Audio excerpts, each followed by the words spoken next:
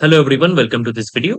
So in this video, we are going to look at the JEE Main 2024 maths paper, and I'm going to show you how to solve this kind of papers and for your upcoming exams as well in the shortest amount of time possible. So I'm going to solve the first 6, 7 problems.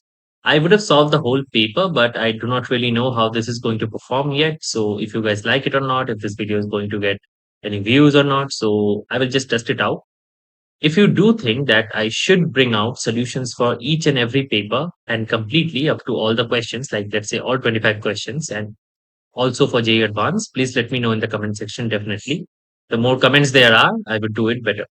So, first of all, we will solve this paper for the first few questions, and then we can do an analysis of JEE Main 2017 up to 2024 of what chapters to study, what has the most weightage. The first question is f of x is equals to x minus 2 when 0 is less than equals to x less than equals to 2 and minus 2 when x is less than 0. And we are given a new function h of x here, which is f of mod x plus mod of fx, and we have to find the value of 0 to k h of x dx, where k is given as positive. This is very important. Now, in order to solve this problem, we need to understand, first of all, that f of mod x is nothing when x is positive, mod x is x, and when x is negative, mod x is minus x. We're simply going to employ the definition inside f of x. And as you can see, we simply have this f of mod x is equals to minus 2 of minus x when x is less than 0 and x minus 2 when x is greater than 0. Similarly, mod of fx should also be in the same way, that it is 2 when x is less than 0 and it is 2 minus x when x is greater than 0.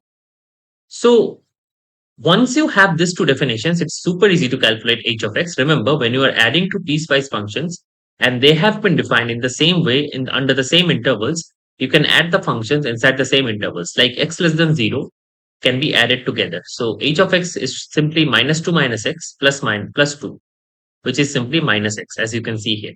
And simply again, for x greater than 0, we have 0.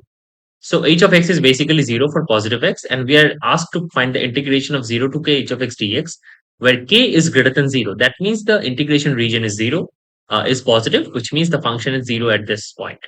So as you can see, the reasoning here, since x greater than 0, we simply have h of x equals to 0. And thus the answer is 0. Pretty simple one, and it should take you less than a minute to find out this entire piecewise definition. And after that, you should immediately realize the integration area is 0 since k is greater than 0. Thus the integration is 0. Now let's come to one of the most typical problems. You will find it in almost every paper of JEE Main, this kind of a problem. So these are guaranteed 4 marks. There are 3 bags, A, B, and C. A bag A contains 7 black balls and 5 red balls. Bag B contains 5 red and 7 black balls. Now in this one, it should be changed. Otherwise, the answer is not what they had intended. Just make it 5 black balls and 7 red balls. Otherwise, it is the same as bag A. And then bag C contains 7 red and 7 black balls. A ball is drawn and found to be black. Find the probability that it is drawn from bag A. So first of all, for simplicity, I have drawn 3 diagrams of A, B, and C. And you can see the number of black balls and red balls in each of the bags. Now, once you see, the probability is basically saying what is the probability that it has been drawn from bag A, given that it is a black ball. This means you have to use Bayes' theorem, that is the inverse probability. It is always helpful to just define the events, just in your mind, or just write down E and F and choose the two events. So EI I have defined as choosing a bag I, where I can be ABC, and F simply should be the ball is drawn black, the event that you need. And you are asked to find out probability of EA given F. This notation helps you find it immediately because you know from Bayes' theorem, probability of EA by F should be probability of EA into probability of F by EA. So this is just one case. And then in the denominator, you have to add all variants of this. That is probability of EA into probability of F by EA, and then probability of EB into probability of F given EB, and all the way up to C. There are 3 types of total ways this event can occur. Now notice that choosing a bag is equally likely, so 1 by 3 for each of the probabilities. And then probability of F by EA or F by EB or F by EC simply tells you what is the probability that you choose a black ball from bag A or bag B or bag C. That should be simply number of black balls divided by the total number of balls. That is 7 by 12, 5 by 12, and 7 by 40. Just plug in the values, simplify, and you get 7 by 18 as the answer. This is one of the most easiest questions, but people usually confuse it. using the notations and also by calculating. So do not confuse this one. Always try and write, take your extra 10 seconds and write down these definitions of events which you're going to use. Then it is going to be a smooth run for you. Okay, let's go to another question of binomial expansion. This was the third question. And this is again a typical one. And almost every alternate year you will find this kind of questions actually. So in this type of expansion where you have like terms which are irrational, to the power 1 by 5, f to the power 1 by 30, always find the general term. So the general term is NCR into a to the power n minus r, like this, into b to the power r, right? So as you can see, I have found the general term here. And once I find the general term, I simply try to separate the integer part, which is this part here. As you can see, this whole part, this is the integer part, right? And this other part is basically the part which is not integer. So we need to find r such that 2 to the power minus r by 5 is an integer. Or in other words, you can say that r by 5 is an integer simply when 5 divides r, and also 5 to the power r by 3 when 3 divides r. This can happen only if 15 divides r, and 15 divides only 0 or 15, since the range of r is limited from 0 to 15, because you can see the exponent is up to 15. So r cannot go beyond 15. So the only two values are 0 and 15, and you can simply answer 2 as the answer. But don't forget about 0, r always starts from 0. Now let's come to the integration. Now the solution might look a bit longer, but this is only to make you understand. In an examination hall, always when you get this kind of a question, always understand that if you can use this formula which I've written here, a to b f of x dx equals to a to b f of a plus b minus x dx, try and see if you can apply that formula to the integral given, and then whatever transformed integral you get, if you can add the previous copy of the integral and the new copy of the integral to reduce the integral. In this case, we can.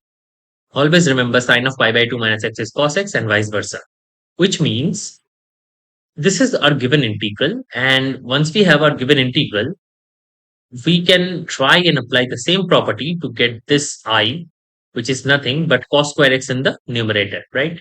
And why is this useful? Because when you add these two copies, the numerator goes to 1 because sine square x plus cos square x is 1. This is what you have to realize immediately by seeing the problem itself and the limits, that okay, I can do that. So that is why practice is important here. So once you do that, you get this. And then whenever you have like sine x into cos x, try and convert it to sine 2x, which is 2 sine x cos x, which I've done here. And remember the formulas for sine 2x and cos 2x in terms of tan x, very useful. So once you apply the formula, you can simply get this expression right here. This is nothing. I have written these two steps, but you would not require to. And again, once you get 1 plus tan square x dx in the numerator, which is basically sec square x, this means you have the derivative of tan x. That means that you can substitute for tan x, and 0 to infinity will be your limits, as you can see here. So up to this step, it should not take you more than 1.5 minutes. And once you reach this step, you can understand that, okay, once we have this thing, we have to do perfect square. So completing the square is the only way to go forward. So 2 into 2 into half is how you're going to write t. And then from that, you can understand we need a half square. That is a 1 by 4. And the rest would be 3 by 4. Express it like this, t plus half whole square plus root 3 by 2 whole square. And then simply just take the antiderivative, which is 1 by root 3 by 2 into tan inverse of this x by a, right, from infinity to 0.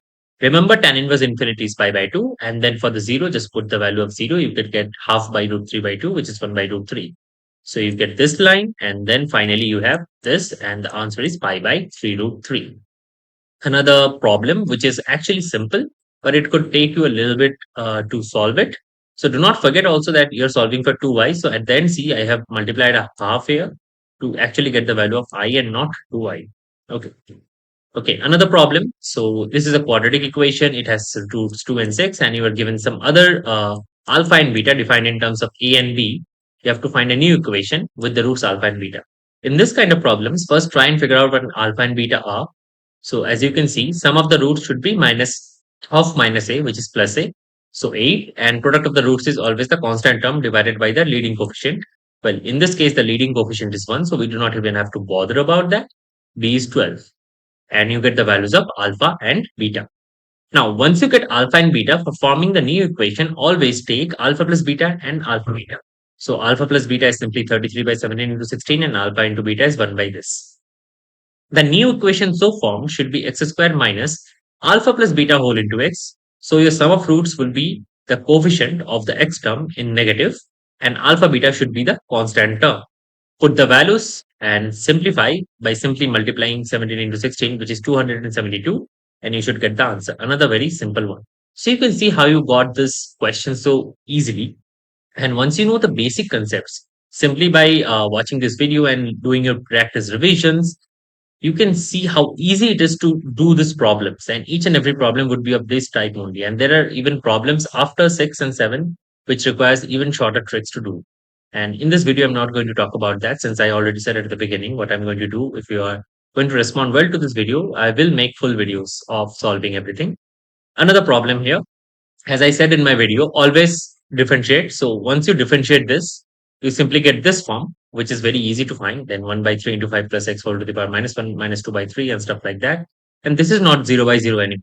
Just plug in the values, take 9 to the power minus 2 by 3 common here. And once you take this common, you have 1 minus 2. And similarly, if you take 9 to the power minus half common, you have 1 minus 2, like that.